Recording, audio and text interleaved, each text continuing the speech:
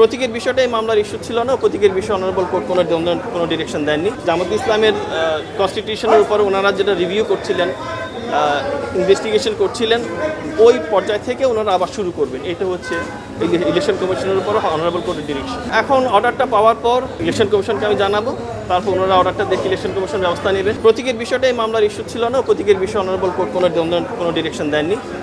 ওইটা বলছেন ওনাদেরকে অন্যভাবে সমাধান করতে হবে।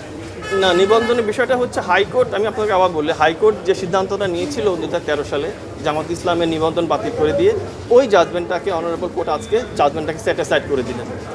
জি, এইটা ফলে যেটা দাঁড়ালো সেটা হচ্ছে জাজমেন্টের, হাইকোর্টের জাজমেন্টের আগে যে সিচুয়েশন ছিল ওই সিচুয়েশনটা ফেরত আসে। এই ঈদে জামা জুতো অ্যাক্সেসরিজের ডিসকাউন্ট। দাঁড়িপাল্লার বিষয়টি ওই মামলার বিষয়বস্তুর মধ্যে ছিল না। দাঁড়িপাল্লার বিষয়টি 2016 সালে অন্য একটি বিষয়ের মধ্যে হয়েছিল, এটা এই মামলার আলোচিত হয়। জামাত ইসলামের যে রেজিস্ট্রেশন যেটা ছিল 2008 সালে ইলেকশন কমিশন দিয়েছিলেন, এই রেজিস্ট্রেশনটা 2013 সালে হাইকোর্ট ডিভিশন বাতিল করে দেন এক জাজমেন্টের মাধ্যমে। ওইটার বিরুদ্ধে ওনারা আপিল করেছিলেন। আজকে আপিলে যেটা হলো সেটা হচ্ছে হাইকোর্টে যেটা জাজমেন্ট ছিল ওই জাজমেন্টটাকে ওনারা আজকে সেট অ্যাসাইড করে দিলেন, বাতিল করে দিলেন। তার ফলে যেটা হলো হাইকোর্টের জাজমেন্টটা থাকছে না। মিনিংটা দাঁড়ালো হাইকোর্টের জাজমেন্টের আগে যে সিচুয়েশন ছিল, রেজিস্ট্রেশন সংক্রান্ত বিষয় ছিল, ওই সিচুয়েশনটা ফেরত আসে।